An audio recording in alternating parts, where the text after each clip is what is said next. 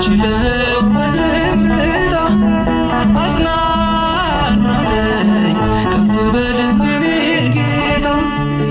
ስላለፈው ትቼ ስለ ትናንትናው ላስብ ስለ ዛሬ በአምላክ ስለ